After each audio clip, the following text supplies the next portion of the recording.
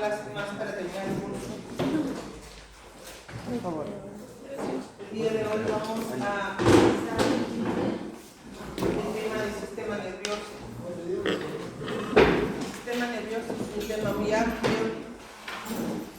Es un sistema que va a involucrar el desarrollo de las diferentes porciones en las cuales se divide este sistema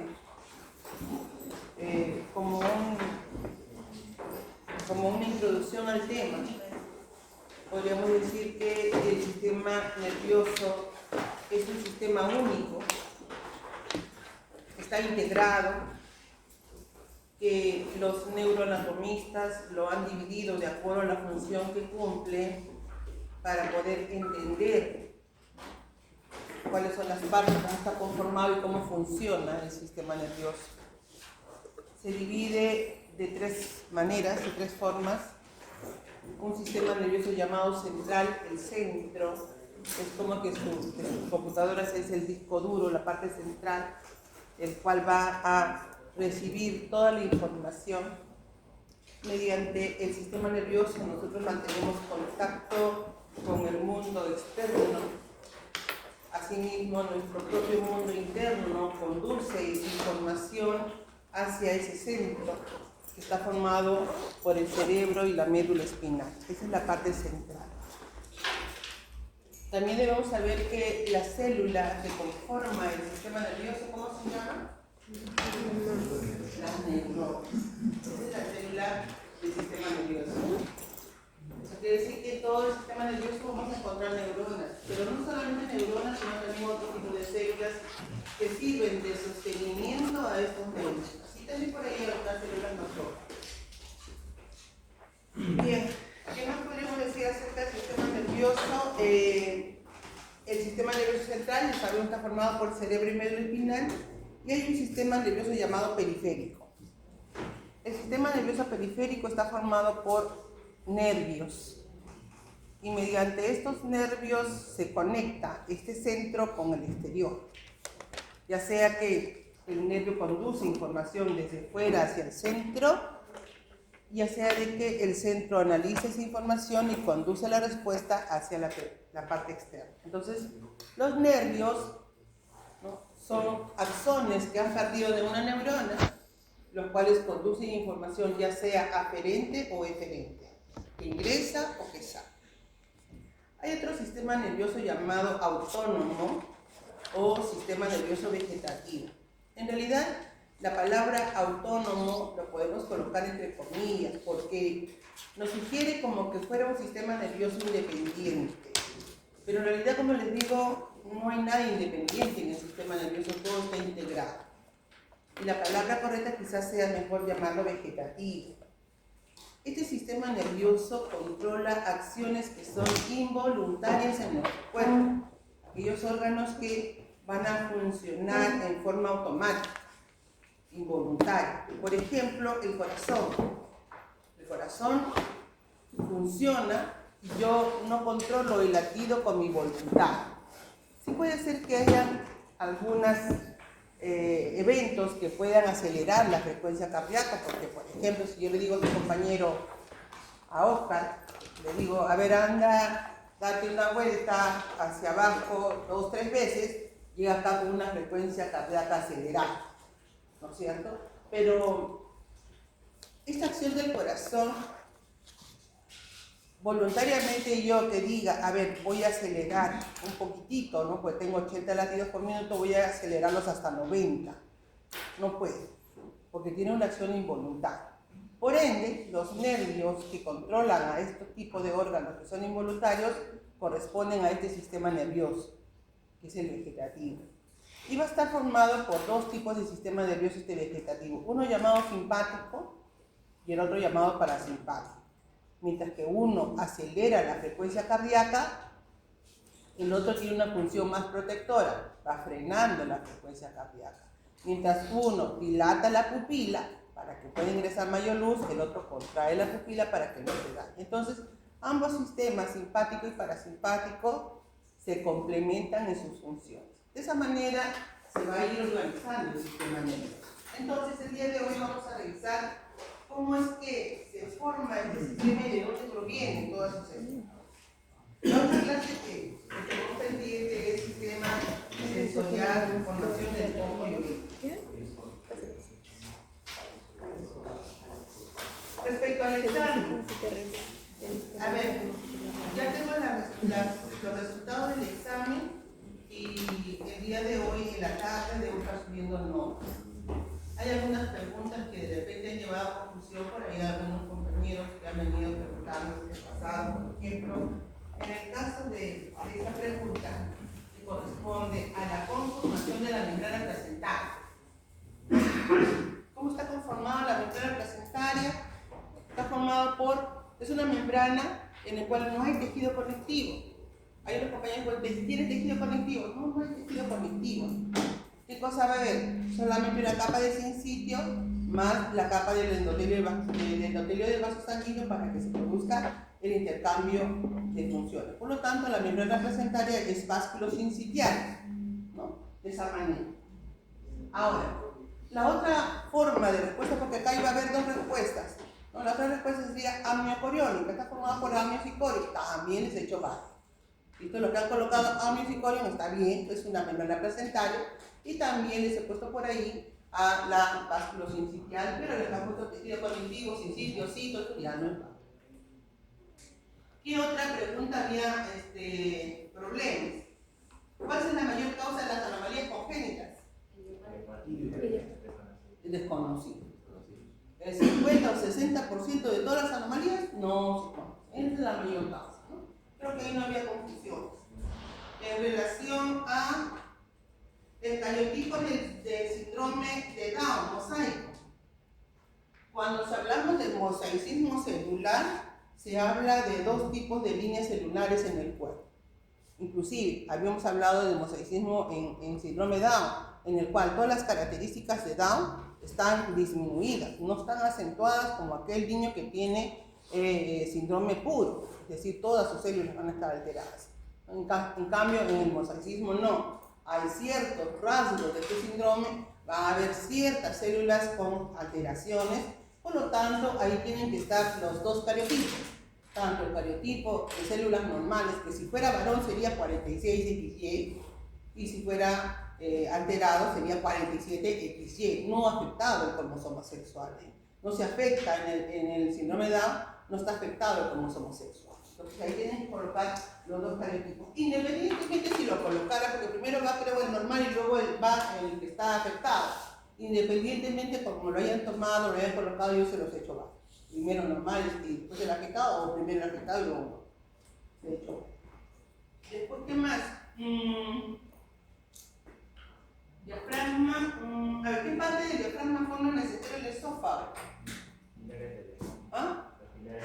Los pilares del diafragma. Han puesto la parte tendinosa, la parte no sé cuánto, ¿no? Los pilares del diafragma van a estar formados por el mesenterio dorsal del esófago. Después, ¿en dónde más había? Acá. ¿De dónde deriva la bolsa epiploica? La bolsa epiploica está formada por detrás del estómago. Es el mesenterio dorsal del estómago. Aquellos que han puesto el mesenterio dorsal también les he hecho válido. Ojo, que el mesenterio dorsal está en todo el tubo digestivo, no solamente a nivel del estómago, está en todo el tubo. Entonces, tenía la respuesta correcta, ¿cuál era? Mesenterio dorsal del estómago. Esa es la bolsa epiploica. Pero, si han puesto mesenterio dorsal, bueno, también les he hecho válido. ¿No? Aunque no estaba bien, solamente mesenterio dorsal. ¿Qué más? ¿Cuál es el órgano que realiza hematopoiesis después del hígado y el vaso? La médula ósea roja. La médula ósea, y la médula ósea nada más no estaba bien, porque también hay una médula ósea amarilla. La médula ósea roja es la que va a llevar a cabo, la médula ósea amarilla lleva a cabo hematopoiesis, no, es la médula ósea. Pero si han puesto médula ósea, también les he hecho válidos. Pero si me han puesto médula solamente, no, porque otros me han puesto médula espinal, no es cierto. La médula espinal no lleva a cabo esta función. Pero si han puesto médula ósea, bueno, les he hecho válido por eso. Acá viene otra confusión. porción final del intestino posterior. La parte final, no estoy hablando de membranas, parte final. ¿Cuál es la parte final? La cloaca. La parte final, la cloaca. Esa es la última porción que tiene el intestino posterior. Que después la cloaca se divida en dos partes, bueno, la parte seno-urogenital, la parte rectal por el tabique es otra cosa. Pero la parte final que tiene el intestino posterior se llama cloaca, dividida del prontodeo mediante la membrana cloacal. Ahí sí tenemos. Si me ha puesto recto, entonces yo le diría ahí el seno urogenital, ¿no? Entonces ahí que más tenemos. ¿Cuál es la envoltura más externa de la raíz del pelo? A ver, entonces tenemos que irnos a la parte profunda del bulbo.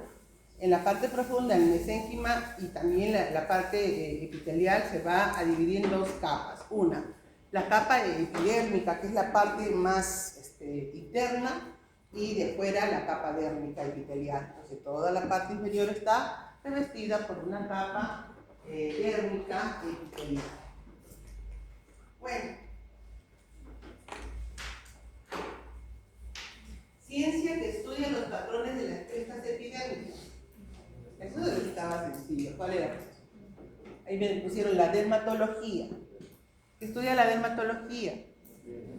¿Ah? La piel. Los dermatólogos que ven piel, pues no. Entonces no, esta ciencia que es dermatografía, que es otra cosa. Y así las preguntas estaban sencillas. Yo no sé por qué hubo tanta confusión en el examen. Son pocos los que han sacado los 10 puntos que valía esta parte. O sea que ahí tenían la mitad de la nota del examen por obtenerlo.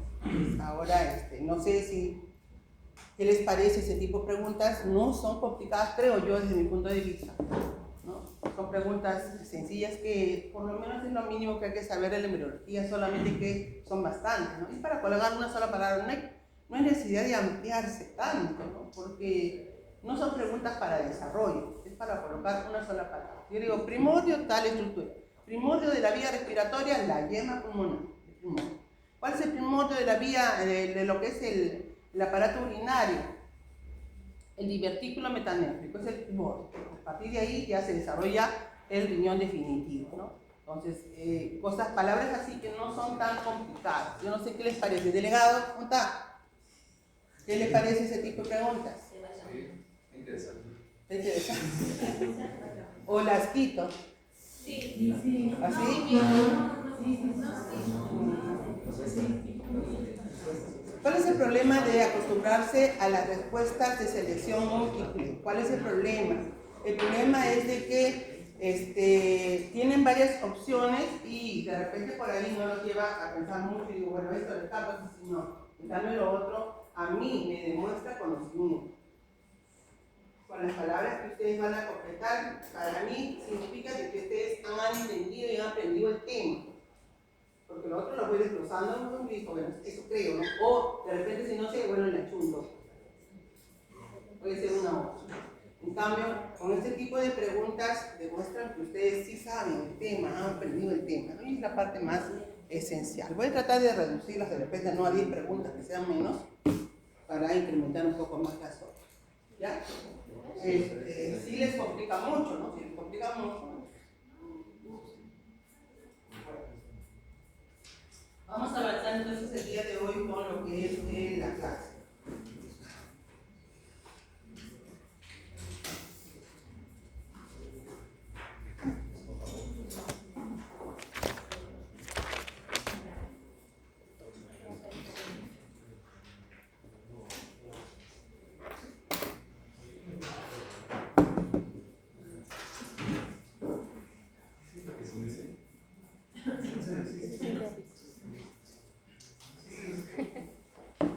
A ver, vamos a remontarnos a la tercera semana del desarrollo.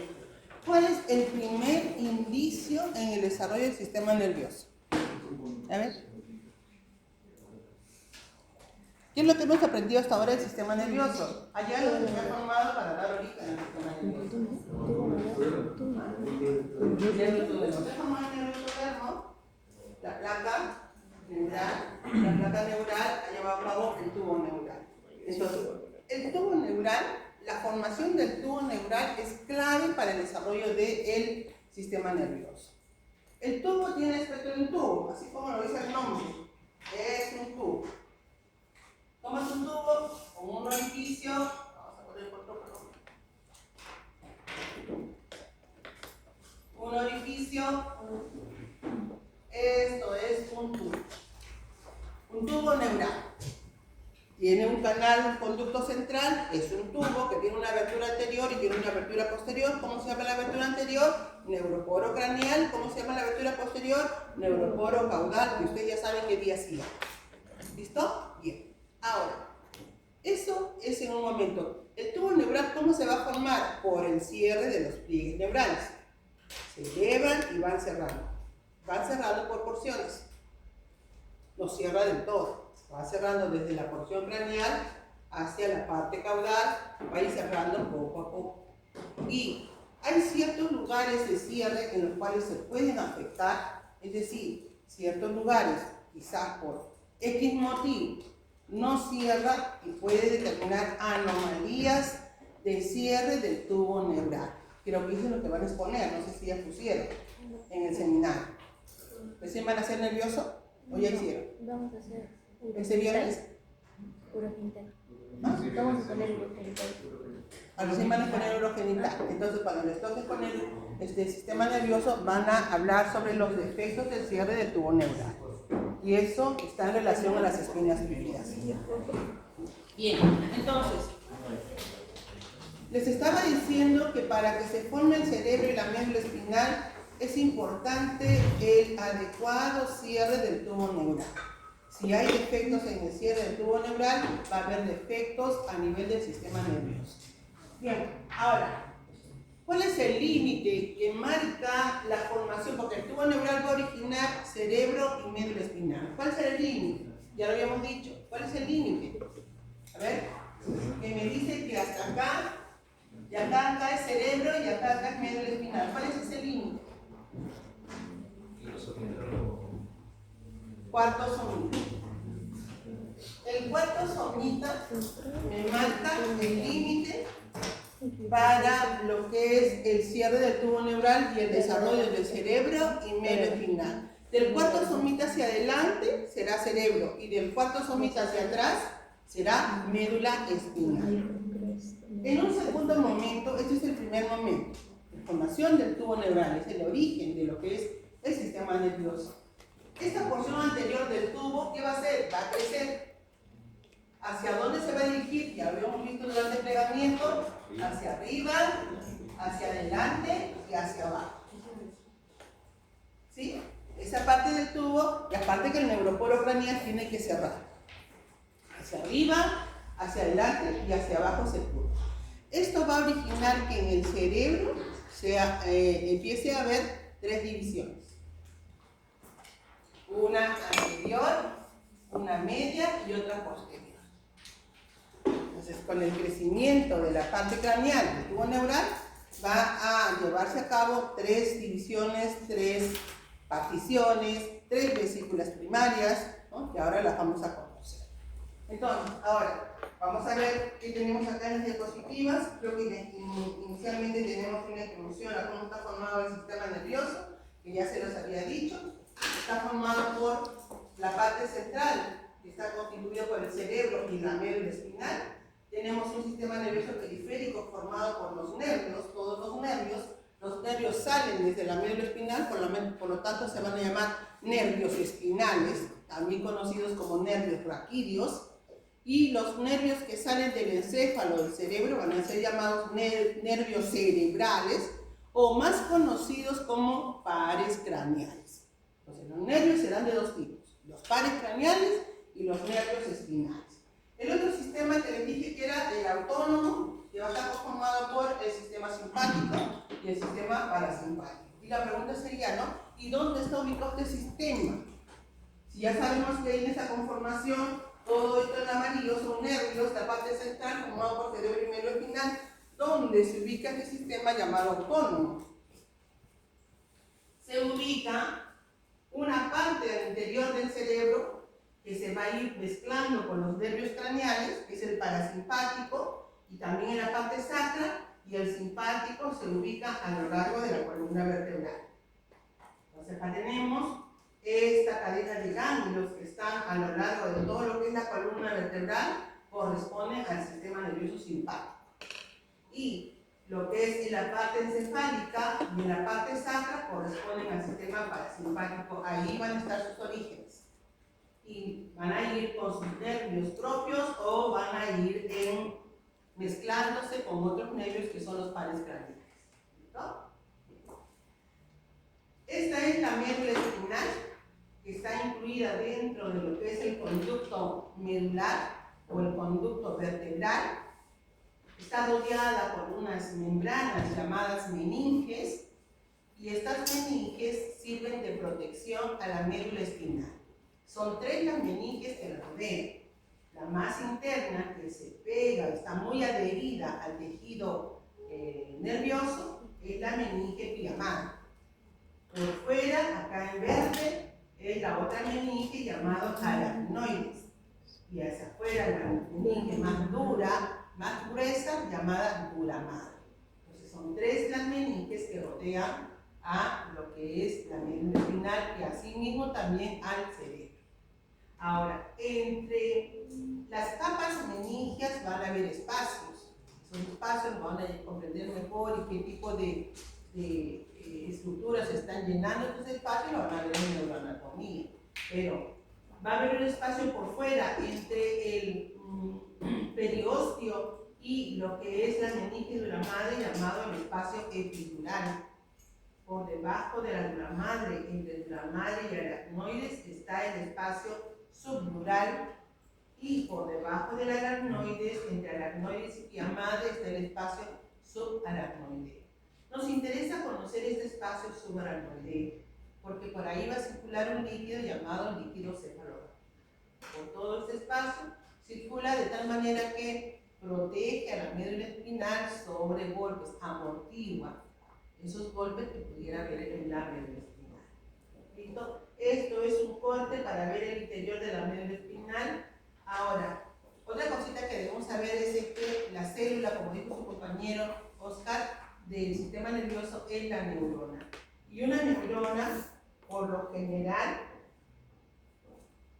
tiene una característica más o menos estrellada, una neurona.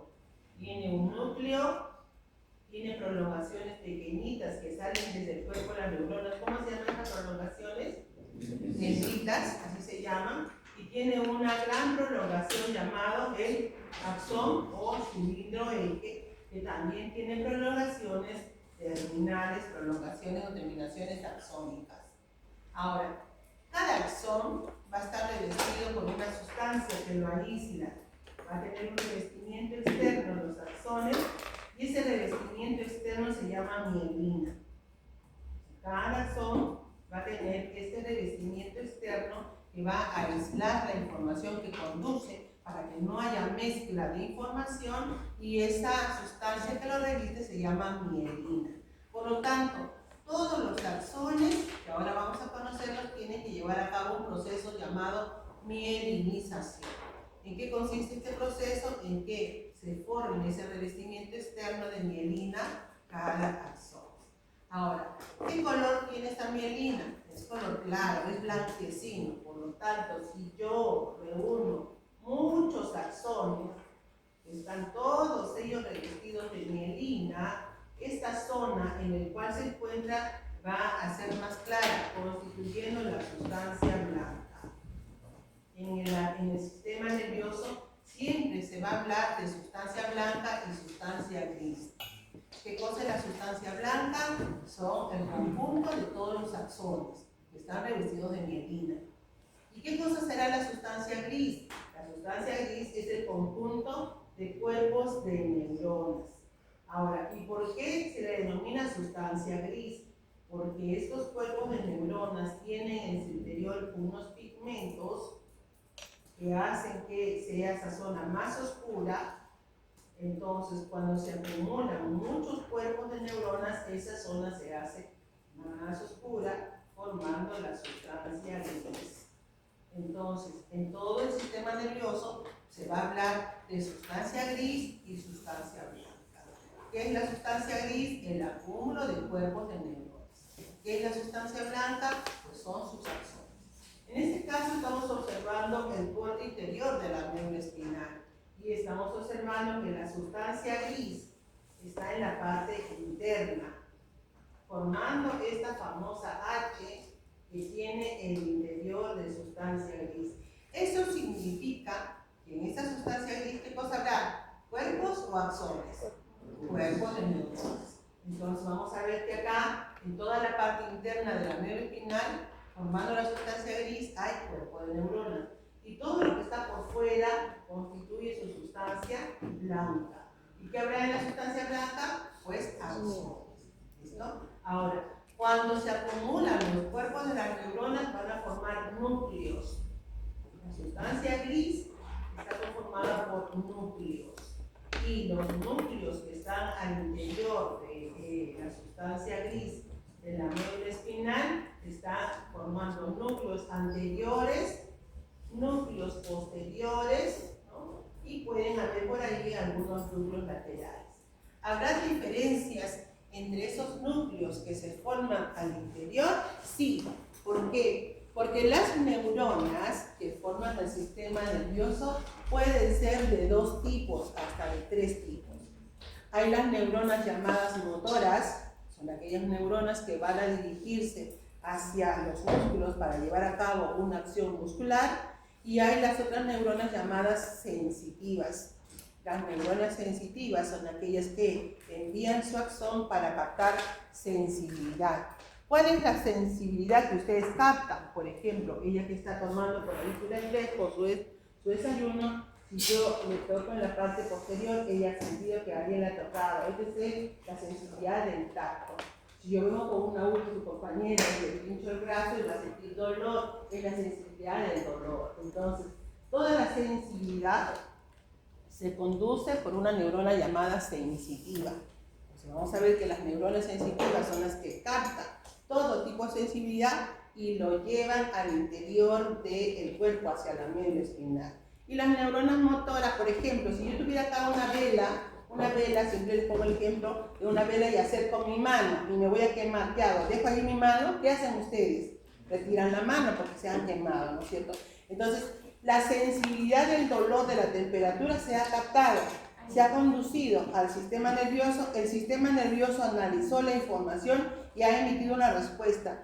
¿De qué tipo es la respuesta? Motora, porque yo voy a llevar a cabo, ¿no?, un movimiento mecánico, un movimiento muscular. Entonces, había una neurona motora que ha ido al músculo, lo ha estimulado para que se contraiga y yo haga, ¿no?, este movimiento. Entonces, de esa manera se clasifican las neuronas. Y al interior de la médula espinal, pues tendremos neuronas de tipo motor, que están en la parte anterior, que son neuronas motoras, y hacia atrás van a estar las neuronas sensitivas. ¿Listo? Bien, habiendo hecho esta introducción, sigamos con nuestro tema. El origen del sistema nervioso, ¿cuál va a ser? El tubo neural. El tubo neural que se ha formado a partir de una placa neural, ¿no?, y que va a ser el primordio, el tubo neural, para la formación del sistema nervioso. Ahora, respecto al sistema nervioso periférico, los ganglios, los nervios y el sistema autónomo, también participa la cresta neural. ¿Por qué? ¿Qué va a formar cresta neural? Va a formar ganglios de los pares craneales, va a formar los ganglios braquídeos y los ganglios del sistema nervioso autónomo. Eso es lo que va a formar, ¿no?, el sistema de la cresta neural. Recordar que el cierre de los neuroporos es importante para una adecuada formación del cerebro y de la médula espinal. Bien, ahí tenemos el proceso de neurulación, se ha formado la placa neural, se está cerrando el tubo neural, desde esta zona superior se va identificando la cresta neural, que posteriormente va a quedar en la parte posterior. Bueno, esos son todos los derivados de la cresta neural, que por ahí tenemos también una diapositiva que va a formar cresta neural. Esta es la apertura anterior, neuroporo anterior, neuroporo posterior, debe cerrar adecuadamente.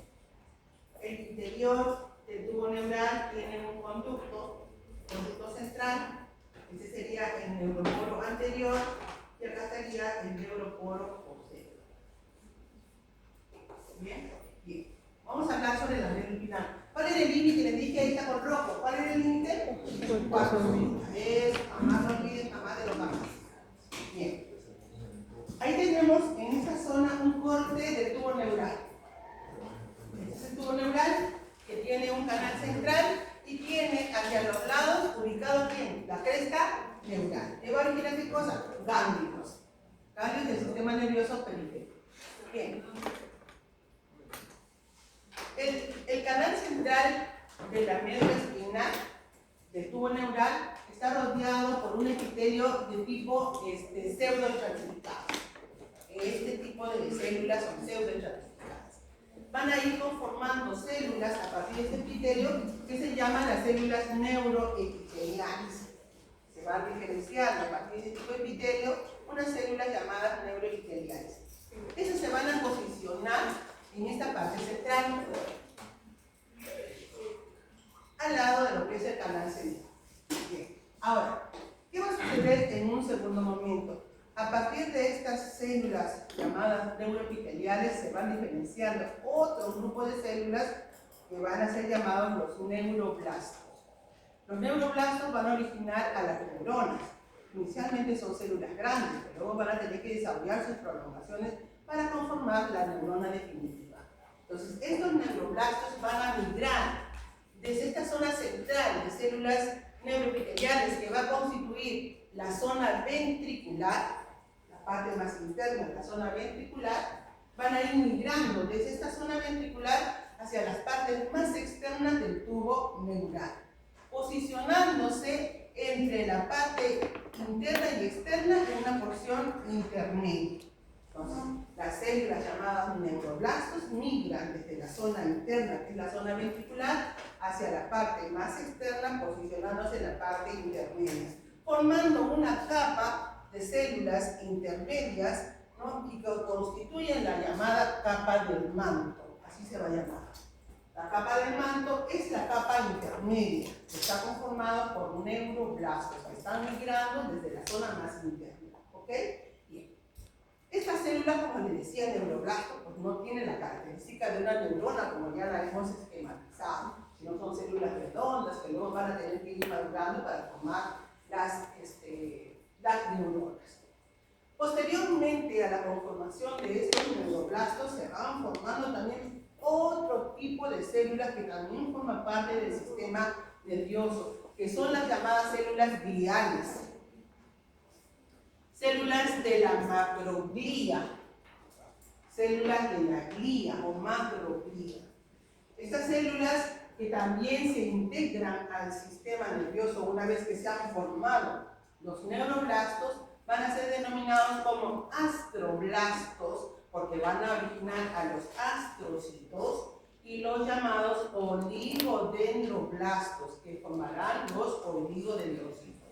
Entonces, ¿cómo está formada la célula de la macroglía? Formada por astrocitos y oligodendrocitos. Pero recuerden que estamos formando, recién se está desarrollando, está llevando a cabo el inicio. Y el inicio va a partir de la zona ventricular, la que va a diferenciar estas células. Inicialmente neuroblastos, luego van a ser astroblastos y oligodendrocitos. Pero la migración de estas células de la macroglía se van a ir hacia todas las zonas, tanto la zona interna, media y externa, periférica. ¿Por qué? Porque va a ser el sostenimiento del sistema nervioso. ¿Ok? Sin embargo, los astroblastos no, migran solamente hacia la capa intermedia que formará la capa del manto. Una vez que estos astroblastos empiezan su madurez, ¿no? Y van a formar las neuronas, forman sus prolongaciones, y las prolongaciones que van teniendo estas células se dirigen hacia la parte periférica que constituye la zona marginal. La parte periférica del tubo neural va a formar la zona marginal. Entonces, en el desarrollo del sistema nervioso, estamos hablando del médula espinal, la médula espinal va a tener tres zonas en el tubo neural. Se identifican tres zonas. ¿Cuáles son estas zonas? La zona ventricular, que es la capa más interna. La capa más externa será la zona marginal, y existe una capa intermedia llamada la capa del manto, donde han migrado ¿qué tipo de células? Los neuroblastos. ¿Listo? Estos neuroblastos formarán prolongaciones que se dirigen ¿hacia dónde? ¿A la ventricular o a la marginal? espinal para formar en la médula espinal la sustancia blanca que hemos visto que está en la parte externa. Y la zona del manto constituirá posteriormente la H interna que tenía la médula espinal, que es la sustancia gris. ¿Ok? Bien. Ahora, vamos a ver también otro tipo de células, llamadas las células de la microglía. Son células más pequeñitas. Si las neuronas son células pequeñas, los astrocitos y los oligodendrocitos son más pequeñitas. Y la microglía es mucho más pequeñita también. Pero estas células de la microglía no se forman desde estas capas neuroepiteliales, sino van a migrar desde otras zonas, desde la zona vascular en desarrollo, van a ir migrando hacia el tejido que se está desarrollando. Van a ir migrando. Ahora, estas células tienen acción fagocítica, son células fagocitarias que migran desde el mesénquima de la médula ósea, que van a ir llegando a este sector. ¿Listo? De las capas neuronales. Entonces ahí tenemos otra imagen. Miren, por fuera del tubo neural que hay, es todo esto celeste que hay. Esto es mesénquima, todo lo que está por fuera es mesodermo, es mesénquima, que también se va a ir organizando externamente a lo que es la médula espinal para formar sus capas meningias. Entonces, internamente, el mesénquima se organiza. Aquí, el mesénquima, externamente, para ir formando, ¿no?, sus capas meningias, apareciendo esta membrana limitante.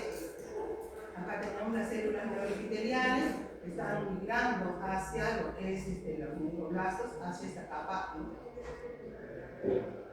Tenemos las tres zonas: la zona más interna, ventricular, la zona intermedia con la llegada de los neuroblastos, y la zona más externa en la cual ya las meninges se están, ¿no?, diferenciando a nivel del mesénquima. Entonces, las células del soporte del sistema nervioso, ¿cuáles son? Las células de la macroglía, el dije y la microglía, son las de soporte. Tenemos acá los glioblastos, que son las células de la macroglía, originando astroblastos, que pueden ser de dos tipos: astrocitos protoplasmáticos, fibrosos, y los oligodendroblastos, que van a formar el oligodendrocito. Esta célula la van a recordar, acá lo voy a remarcar, porque le voy a hacer un check, porque luego vamos a hablar de ella. Es una célula importante porque va a participar en otro evento en el sistema nervioso, el oligodendrocito. Y acá tenemos a las células mesenquimatosas que están formando, las células de la microglía que también se incorporan al sistema nervioso. ¿Listo? Entonces, esa es la característica que van a tener las células de la glía.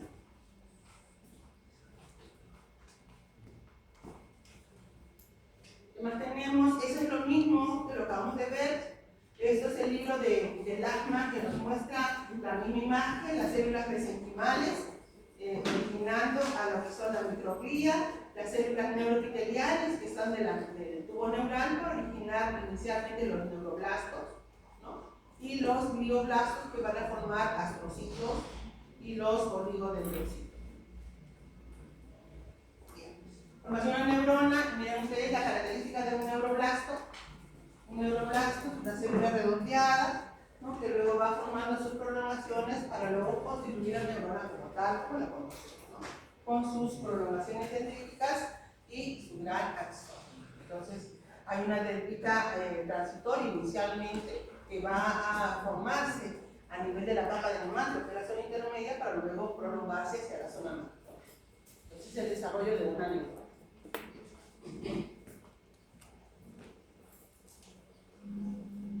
Bien, ahora, ¿qué va a suceder una vez que tenemos ya las tres zonas en la médula espinal?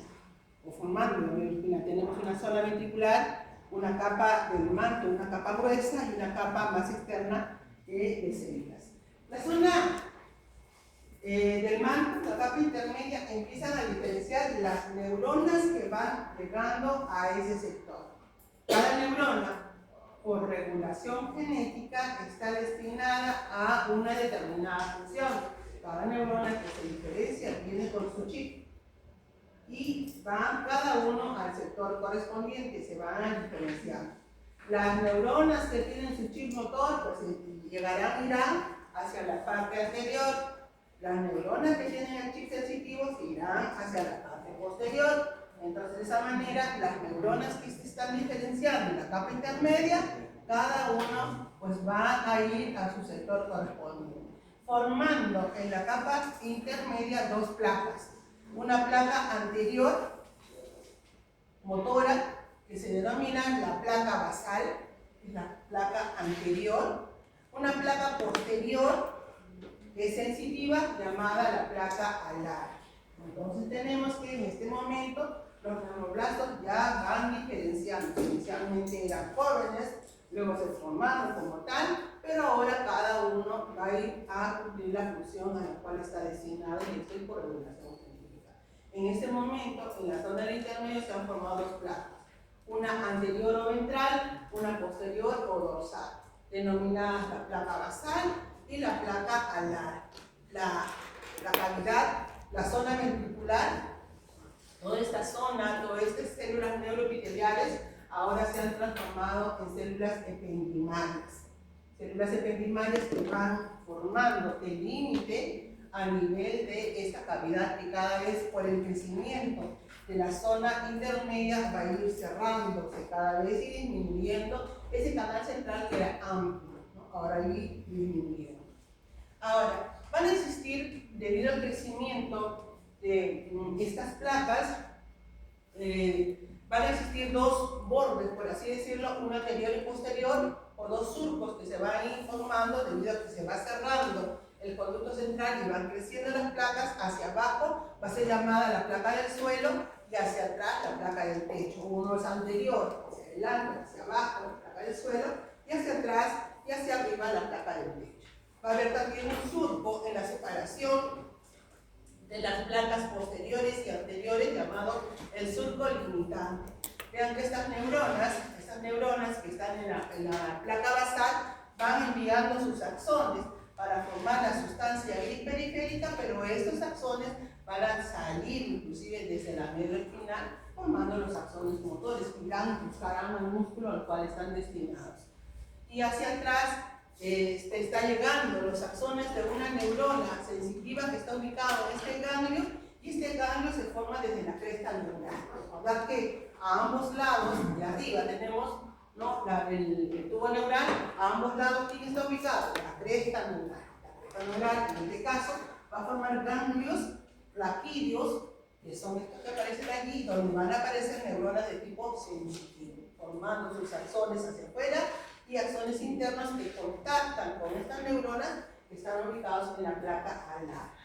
En este momento se está diferenciando el nervio espinal. El nervio espinal está formado por axones. Recuerden que todos los nervios están conformados por axones. ¿Qué tipo de axón va a tener este nervio? Los axones de esta placa y los axones de la placa posterior que van llegando. Axones sensitivos llegan y axones motores salen. Eso es nervio espinal. El nervio espinal está formado por axones. ¿Qué tipo de axones? Motores y sensitivos. ¿Listo? Bien. Entonces ahí tenemos las placas del techo, las placas del suelo, el surco limitante, las placas alares que son posteriores. Son neuronas aferentes sensitivas, las placas basales, y luego vamos a ver qué sucede con estas placas. Miren acá las placas, y ahora se han fusionado para constituir toda la sustancia gris interna que tiene la médula espinal, lo que le habíamos visto al inicio. Al inicio, la sustancia gris, miren cómo se ha reducido el canal central, rodeado por sus células ependimarias, y ahora este canal, este conducto, se ha denominado como el conducto ependimal. Conducto ependimal, al interior, ¿sí? Y la sustancia gris va a ser periférica, estableciendo dos zonas, ¿no? Una zona anterior, que va a ser de origen motor, y una zona posterior, que va a ser sensitiva. Así está establecido en la médula espinal del adulto. En la médula espinal del adulto tenemos un asta anterior, que está conformada por neuronas motoras, una asta posterior, que está conformada por neuronas sensitivas, y toda la sustancia blanca periférica. ¿Qué cosa es la sustancia blanca? Los axones de esas neuronas que están en el interior. ¿Listo? Y ahí tenemos todo lo que dice engrosamiento, placa basal. Eso es lo mismo. esta es la médula espinal. Se ha constituido la sustancia gris, ya sabemos de dónde aparece. Esta es el asta anterior de la sustancia gris de la médula, que sabemos que proviene. ¿Cuál será el primordio para esta asta anterior? Las placas basales. Las placas basales son anteriores. Las placas basales son anteriores y va a formar el asta anterior. Las placas alares son posteriores, formará en asta posterior o asta dorsal de la médula espinal. Si yo quisiera les preguntar en el examen, por ejemplo, una pregunta se me ocurre. El asta anterior, miren la pregunta, el asta anterior de la médula espinal contiene neuronas motoras que provienen ¿de dónde? ¿De qué placa? De las placas basales. El asta posterior de la médula espinal tiene neuronas sensitivas que provienen ¿de qué placa? Alar.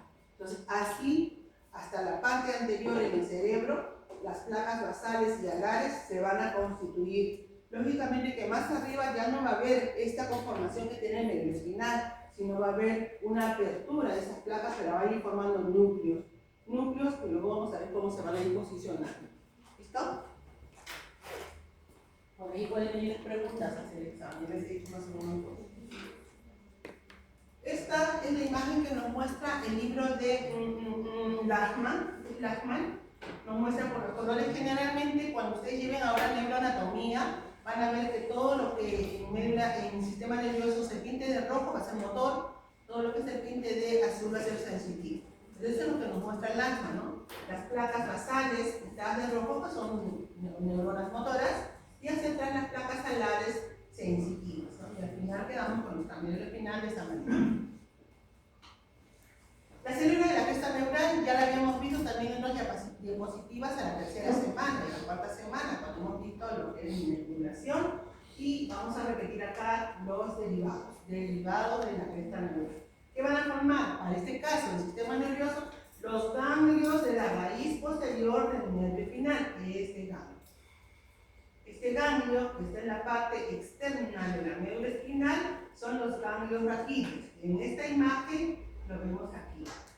Esto es el nervio espinal, que está formado por raíces anteriores motoras, raíces posteriores sensitivas, y en la raíz posterior está el ganglio raquídeo.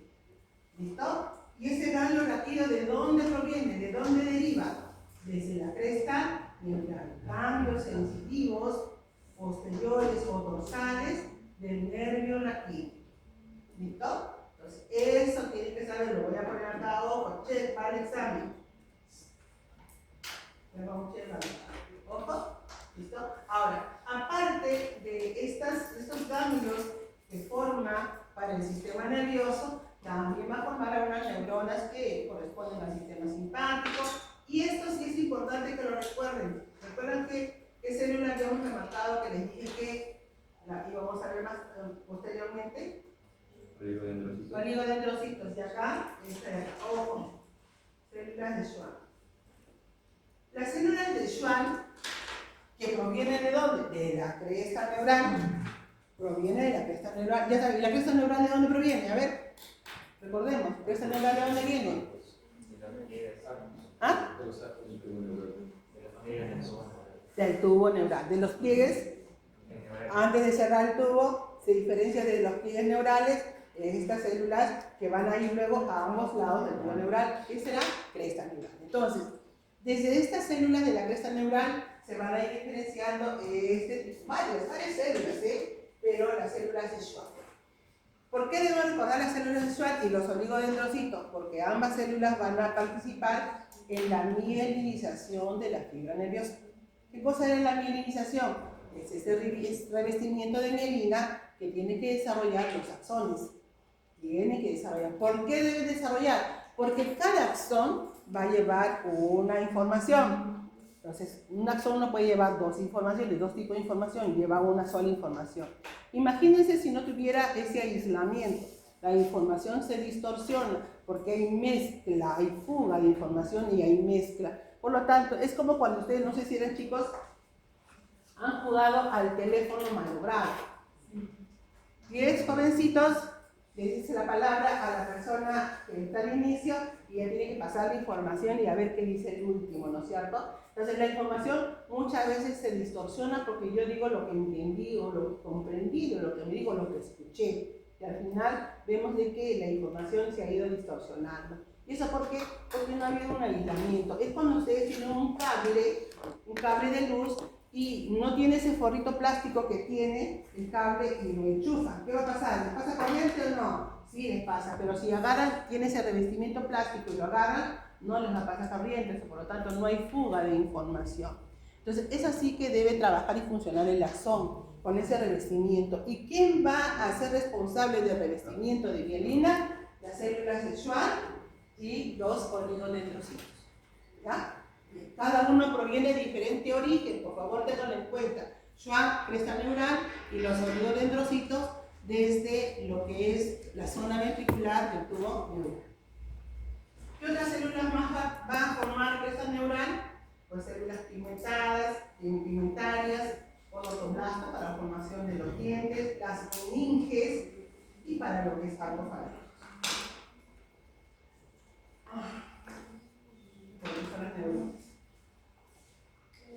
Acá está diferenciándose la cresta neural desde el tubo neural y se colocan desarrollo de los ganglios raquídeos en la raíz dorsal y los movimientos que provienen desde la cresta neural, los ganglios, lo mismo en el libro de Lachman, la formación del ganglio raquídeo a partir de la cresta neural y como aquí se va desarrollando esas neuronas sensitivas, las cuales envían el axón hacia la parte posterior a la placa alar y la axón periférica. Bueno, en la medicinal, meninges. Entonces, hasta ahí hemos visto cómo se ha formado la médula espinal, con su sustancia gris y su sustancia blanca, con sus células, las neuronas y las otras células también llamadas astrocitos, oligodendrocitos y la microglobina. Ahora vamos a ver cómo se forman las capas meninges. Las capas meninges provienen desde este mesénquima que rodea el tubo neural, ¿no? Las llamadas leptomeninges. ¿Cuáles serán estas? Pues tía madres y aracnoides, leptomeninges, tía abuela madre, es la capa más externa. Ahora, era importante estas capas meningias porque les dije que eran de protección al sistema nervioso y habían espacios que se formaban entre ellas. Y en uno de esos espacios había la circulación de líquido cefalorraquídeo. ¿Cuál era ese espacio? Subaracnoideo. Eso deben recordar. Por el espacio subaracnoideo circula el líquido cefalorraquídeo. Y ahora la pregunta sería, ¿y dónde se produce el líquido cefalorraquídeo? ¿Cómo llega ahí? Por el interior de este canal central que tiene la médula espinal, que ahora será el conducto ependimario, pero recuerden que se ha reducido. Recuerden que este canal central se ha reducido y está revestido por células ependimales, ahora se ha formado el conducto ependimario, ¿no? Este era el canal central que tenía el tubo. Y vamos a ver que también por el interior del conducto ependimario va el líquido cefalorraquídeo. Entonces, en relación a la médula, el líquido cefalorraquídeo circula por el espacio subaracnoideo y por la parte interna que es el conducto ependimario. ¿Listo? Bueno, ahí lo dejé en stand-by porque hay que saber de dónde se produce. Ya se empieza a producir en la quinta semana, pero ¿quién lo produce? Pregunta de examen, ¿eh? Estas son las meninges. Ahora, posición que tiene la médula espinal. La médula espinal se va a ir desarrollando. ¿Recuerdan cómo fue eso? ¿Quién estaba alrededor de la médula espinal? El somita. ¿El somita qué hacía el somita? Formaba la vértebra. ¿Qué parte del somita?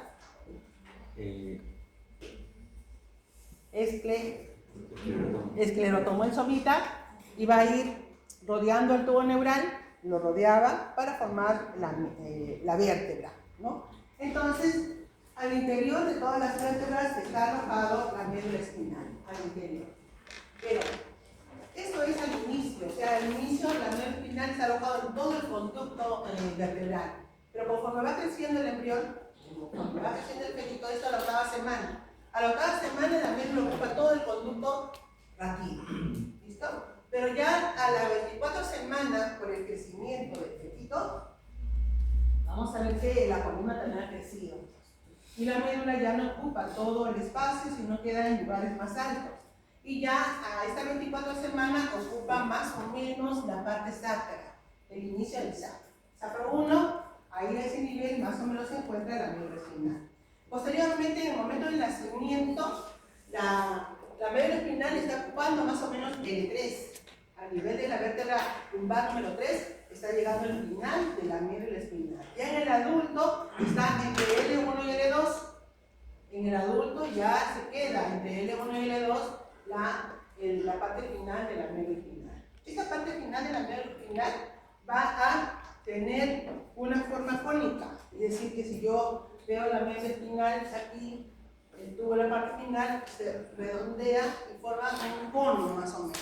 Y esa zona cónica recibe el nombre del cono de la médula. ¿Cómo se llamará? Cono medular. ¿Cómo se llama la parte final de la médula espinal? ¿Cómo se llamará? Cono medular. ¿El cono medular está rodeado de meninges o no? Si está rodeado por toda la médula, se rodea de meninges. La capa más interna meningia, ¿cómo se llama? La capa más interna, pía madre. La capa más interna es la pía madre. La pía madre rodea el cono medular, pero envía un pequeño ligamento muy delgadito llamado filum terminal hacia la parte inferior hasta más o menos la vértebra coxígea número 1 o 2. Ese delgado filamento que tiene la médula recibe el nombre de filum terminal. Ahora tenemos más esquematizado para que lo vean. Mire, desde el cono medular se envía hacia abajo el filum terminal. Y ahí está. ¿Y cuál es el filum terminal? ¿Qué será? ¿Dura madre o pía madre? ¿Qué será? ¿Dura madre o pía madre? Pía madre, no lo olviden, hasta la cosita número 1 o 2. Ahí se inserta. Y ese es un elemento de fijación de la médula espinal. Uno de los elementos, porque tiene más elementos. ¿Listo? Ahora, los nervios espinales inicialmente salen en sentido horizontal, uno a un lado o otro a otro lado. De un lado a otro. Los nervios espinales emergen en sentido transversal. Pero conforme va descendiendo la médula, viene el nervio, pues la médula va quedando hacia arriba y el nervio se va elongando para buscar su salida. Acá se van acumulando para buscar cada uno su salida. Entonces, ahí tenemos, miren cómo se ha elongado este nervio para salir por y así. Entonces, el acúmulo de nervios en la parte final recibe el nombre de la cola de caballo. Ahí ya tenemos a la cola de caballo, que es un conjunto de nervios que salen desde la parte final de la médula para buscar cada uno su lugar correspondiente. Que sale a través de los agujeros que se forman entre una vértebra y otra. Entonces, ¿qué está formándose ahí? Cola de caballo. ¿Listo? Mielinización de la fibra neuronal. Entonces, hasta ahí hemos formado médula espinal. Entonces, vamos a hacer un repasito. ¿Qué se ha formado? ¿Qué hemos visto? Tubo neural. Tubo neural, hemos hecho corte para ver las zonas del tubo neural. ¿Qué zonas se han identificado? Tres. La más interna, ventricular, la capa media, intermedia o del manto, la capa más externa, marginal. Esa zona interna ha formado células nuevas llamadas neuroblastos y los glioblastos. Los glioblastos se forman posterior a los neuroblastos, lo inicial y neuroblastos. Migran a la capa del manto y las otras van a migrar hacia todas las zonas del tubo neural. Bien. ¿Qué más hemos visto? Que la zona del manto se ha ido diferenciando en neuronas de qué tipo, motor y sensitivas. Y han formado placas. ¿Qué placas? Basal y alar, ¿no? La basal, ¿qué tipo de neuronas tiene? Motoras, y las alares, sensitivas. Y por ahí se ha formado la placa del techo, del suelo y la placa de un surco limitado. ¿Listo? Y eso es lo que va a quedar al final en relación al núcleo espinal, de esa manera. ¿Listo? Por otro lado, también hemos visto la participación de la cresta neural. ¿Qué ha hecho la cresta neural? Va formando las capas meningias, ¿no? ¿Qué más ha hecho cresta neural? Ha formado los ganglios de las raíces posteriores de los nervios espinales. Ha formado esos ganglios. ¿Listo? Bien, ahora vamos a ver la mielinización de la fibra nerviosa. ¿Cómo mieliniza? Les dije que recordaran dos tipos de células. ¿Cuáles son? Los oligodendrocitos y las células de Schwann. Ambas provienen de diferentes estructuras. ¿De dónde derivan las células de Schwann? Cresta neural. ¿Y de dónde deriva el oligodendrocito? Del tubo neural. Listo. Cada célula de Schwann va a mielinizar un solo axón. ¿Esto lo recuerdan? Pregunta de examen. Cada célula de Schwann mieliniza un solo axón. Sin embargo, el oligodendrocito puede mielinizar hasta 50 axones. Eso quiere decir que el oligodendrocito va a tener bastantes prolongaciones, los cuales pueden mielinizar hasta 50 axones. Los axones que mieliniza el oligodendrocito están al interior del sistema nervioso, mientras que las células de Schwann van por fuera. Bien. Esta es una célula de Schwann que ha encontrado su axón y comienza a rodearlo. Comienza a rodear, formándole vueltas, muchas vueltas, y lo mieliniza. Esta es la célula de Schwann con su núcleo, el cual ha dado múltiples vueltas al axón mielinizado. ¿Listo? Este es el oligodendrocito que tiene varias terminaciones, buscará el axón y lo mieliniza, formando esta capa, esta envoltura de mielina a ese axón. Y así pueden mielinizar ¿cuántos? Hasta el número 50. Cada uno va a mielinizar. ¿Listo? Así se mieliniza la fibra nerviosa. Ahora, deben de recordar, acá está el grande, ojo, pestaña y ceja. ¿Cuáles van a mielinizar antes? ¿Qué axones? Los motores mielinizan antes que los axones sensitivos. Ahí está en grande y resaltado. Esto va al examen. Todo lo que ustedes así resaltado, remarcado, o le ponga check, o le ponga ojo, nota, no olvidar, va al examen. Se lo aseguro, por Diosito, que se los voy a preguntar. Se los voy a preguntar, así como está. ¿No? Bien. Entonces las raíces motoras mielinizan antes que las raíces sensitivas. Bueno. Es lo mismo, acá veamos, en esta muestra que nos da el libro de Lachman, esta es una neurona motora, ¿no es cierto? Una neurona motora que tiene su axón, un axón interno en el sistema nervioso y este axón es externo. Por lo tanto, si tenemos ese axón que está en una parte interna del sistema nervioso y el otro está saliendo del sistema nervioso, las que están afuera, ¿quiénes van a mielinizar? Las células de Schwann. ¿Quiénes van a mielinizar esta zona que está al interior? Los oligodendrocitos. Eso es lo que quiere decir. Un oligodendrocito mieliniza hasta 50 axones, pero mieliniza a los axones que están al interior del sistema nervioso.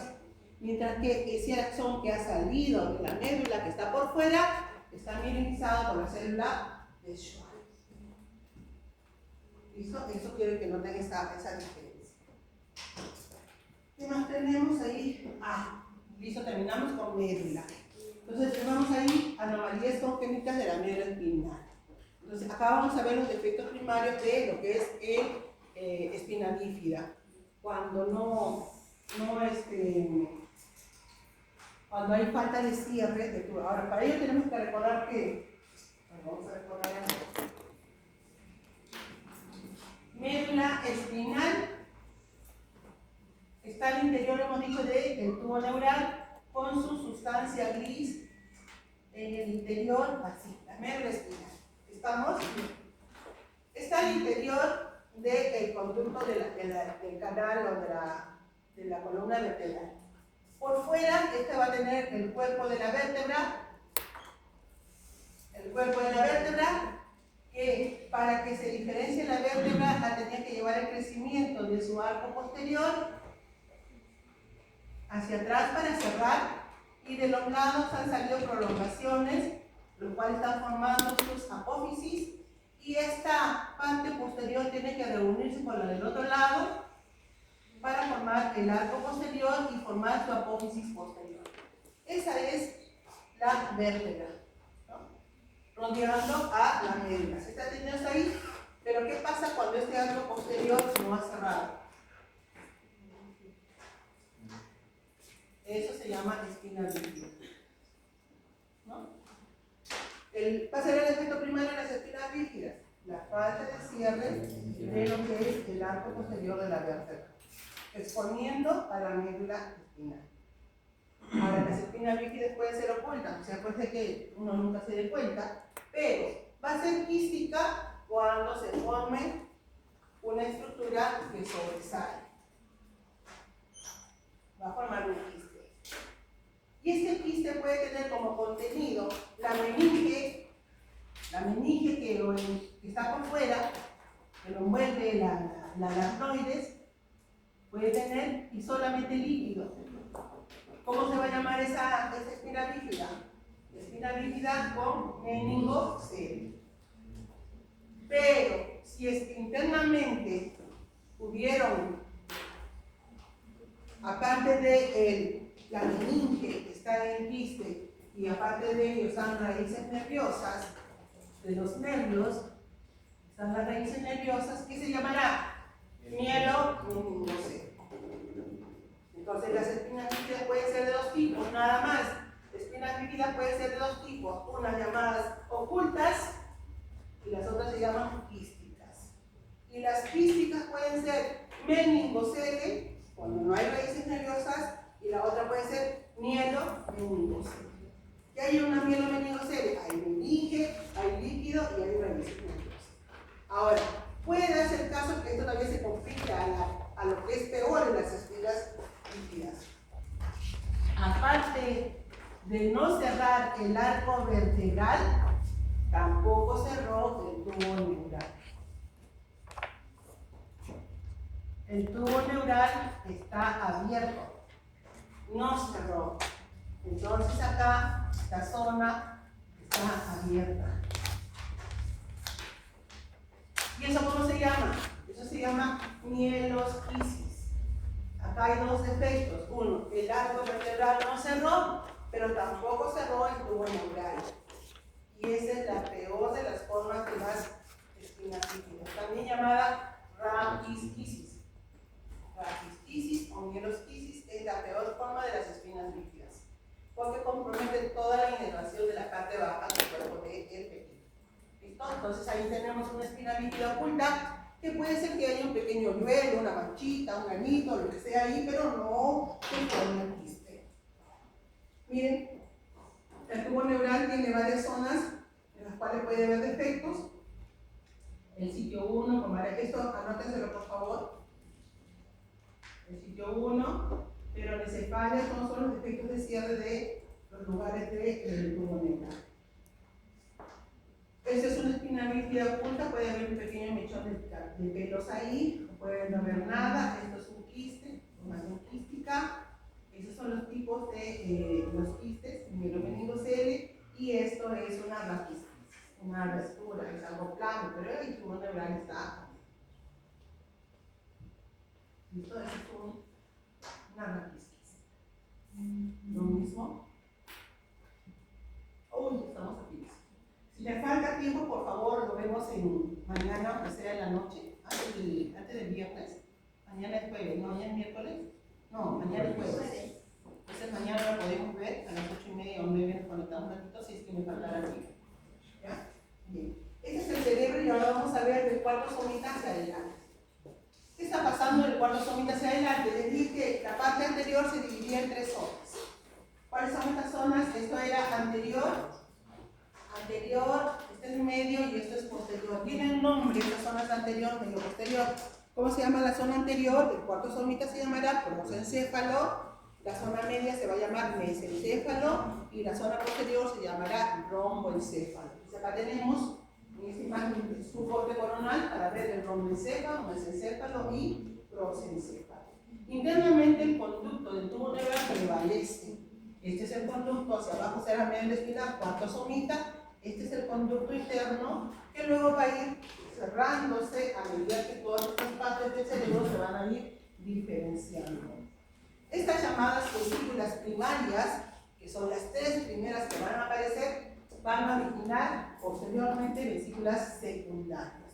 Pero no todas las primarias se dividen. Ojo, el mesencéfalo no divide. El mesencéfalo queda como tal hasta en el adulto. Cuando ustedes lleven neuroanatomía van a estudiar el mesencéfalo como tal. Ya saben que ese es el origen embrionario. Es igualito como se formó mesencéfalo quedó hasta el final. Pero si el romencéfalo se va a dividir en dos vesículas, una llamada metencéfalo y mielencéfalo. ¿Qué va a originar el metencéfalo? Va a formar el puente, va a formar hacia atrás el cerebelo. ¿Y qué va a formar el mielencéfalo? Eso va a formar el bulbo raquídeo, va a formar, ¿listo? Todo eso correspondiente a lo que es el romencéfalo. El prosencéfalo, que está hacia adelante, el cerebro anterior, va a formar también dos partes, una llamada telencéfalo, lo más superior, telencéfalo, que se va a dividir todavía en dos, llamadas vesículas telencefálicas, que van a formar los hemisferios, y por debajo será el diencéfalo. Entonces ahí tenemos la diferenciación de vesículas secundarias. Apréndanselo, aún así no les gusten los nombrecitos, porque de aquí yo voy a sacar como 10 preguntas. El mielencéfalo resulta de la división del prosencéfalo. El metencéfalo es una división del mesencéfalo. El mesencéfalo se divide en dos vesículas secundarias. Entonces, tienen que aprenderse esta parte, que es lo inicial para el desarrollo del cerebro. ¿Listo? Bien, ahora, les dije que el conducto central, que era la parte interna del tubo neural, iba también a llevar a cabo unos cambios. Que en la médula espinal, este conducto se iba a continuar con el conducto del epéndimo, ¿no es cierto? Conducto del epéndimo. Pero acá, en la formación del cerebro, este conducto central va a ser llamado ventrículos. ¿Cómo se llama el mar? Ventrículos. En la médula, ¿cómo se va a llamar? Conducto del epéndimo. Y acá en el cerebro se van a denominar ventrículos. ¿Qué son los ventrículos? Son espacios, que antes era el conducto central de lo que era el tubo neural. ¿Cuántos ventrículos va a haber? Este es el cuarto, este es el tercero, el 1 y el 2. 4 ventrículos. 4 ventrículos. El 1 y 2 van a ser llamados ventrículos laterales porque están en posición lateral. Este es el tercer ventrículo, este es el cuarto ventrículo. Cada ventrículo va a estar rodeado de células, recuerden, ependimarias que rodeaba a lo que es el conducto del epéndimo, va a tener también sus células ependimarias que están rodeando, pero a la vez van a desarrollar vasos sanguíneos que van a ser llamados plexos coroideos. ¿Qué es un plexo? Es una red de vasos sanguíneos que se forman en cada uno de los ventrículos y que tienen como función elaborar líquido cefalorraquídeo. Y eso significa que cada ventrículo va a tener, ¿qué va a contener cada ventrículo? Líquido cefalorraquídeo. ¿No es cierto? Entonces cada ventrículo va a tener su plexo coroideo, el cual va a filtrar la sangre, porque entonces el plexo coroideo son vasos sanguíneos, filtran la sangre y formarán este líquido que circula por todo el interior. Significa que los ventrículos tienen que estar interconectados entre sí para que el líquido circule. ¿Me dejo entender? Bien. ¿Cómo se llamará la conexión entre el primero y el segundo con el tercero? El agujero de Monro o interventricular. Monro o agujero interventricular. ¿A quién conecta? A los ventrículos 1 y 2, que son los laterales, con el tercer ventrículo. El tercer ventrículo se conecta con el cuarto a través del acueducto de Silvio o acueducto cerebral. Entonces, eso significa que todos los ventrículos están interconectados entre sí. Es más, El cuarto ventrículo se conecta con la médula espinal a través del conducto del epéndimo. Pero, ¿recordaron ustedes por dónde más circulaba el líquido cefalorraquídeo? Aparte del conducto del epéndimo, por otro lugar circulaba. ¿Por dónde más circulaba? El espacio subaracnoideo. Está por fuera de la médula, o está dentro. ¿Está dentro? Está por fuera. Está por fuera. Entonces la pregunta será, ¿y cómo sale el líquido al espacio subaracnoideo? Papá Diosito es inteligente, nada de jugar al azar. En el cuarto ventrículo, en una de sus formaciones se forman 3 agujeros. Uno llamado de Magendie, así se escribe Magendie. Magendie creo que son Magendie o Magendie. Y los otros se llaman de Luska. ¿Quiénes son estos señores? Pues no sé si descubrieron los agujeros y descubrieron sus nombres. Bueno, pero estos agujeritos están en el cuarto ventrículo. Y desde ahí, como está circulando el líquido, sale al espacio subaracnoideo. Y si sale, ¿a dónde tiene que retornar? A la sangre, pues si se está formando en la sangre, ¿no? Porque ¿quién está formando el líquido cefalorraquídeo? Los plexos coroideos. ¿Qué cosas son los plexos coroideos? Son vasos sanguíneos. Si sale desde la sangre, tiene que retornar ¿a dónde? A la sangre otra vez. Sí, ahora yo les digo, ¿qué pasaría? Siempre digo, ¿qué pasaría? ¿Qué pasaría si el acueducto de Silvio, el acueducto cerebral, acá hay un tumor, se cerró? ¿Qué pasaría? ¿Se deja de producir? No. ¿Qué pasaría?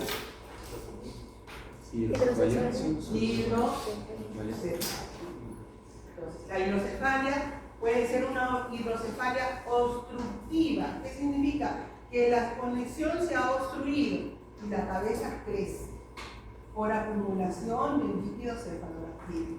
La otra manera de formar hidrocefalia es la no obstructiva, y eso lo sabe el seminario que voy a exponer. La no obstructiva. ¿Cuándo es no obstructiva? Cuando el retorno a través del espacio subaracnoideo no está, se ha alterado el retorno del líquido a la sangre. No retorna.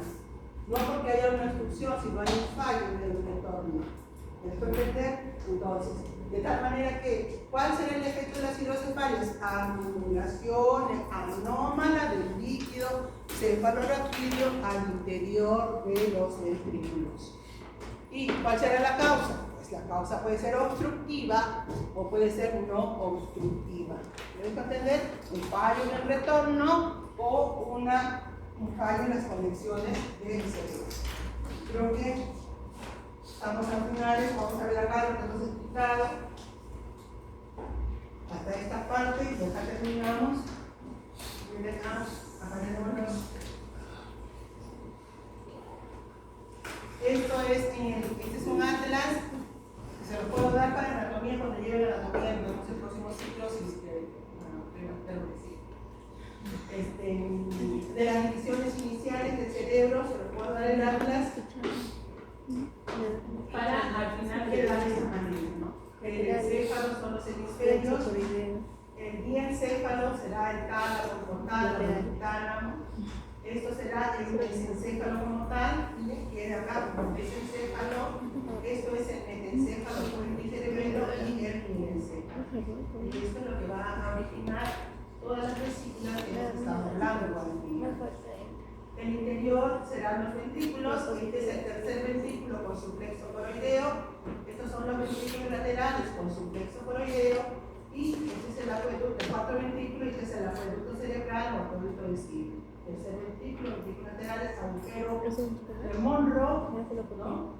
Y estos son los plexos coroideos, los plexos de los ventrículos laterales, el tercero y el cuarto ventrículo. Estos son los espacios que hay en el interior. Luego vamos a ir viendo, me falta ver esta tablecita para la distribución de la sustancia gris, es decir, de las placas basales, alares, que lo vamos a hablar en una clasecita que hagamos el día de mañana. Tenemos coordinado delegado para para ver si mañana podemos hacerlo. ¿Listo? Bien. Ahora, llegó la parte que no les gusta. La carnita.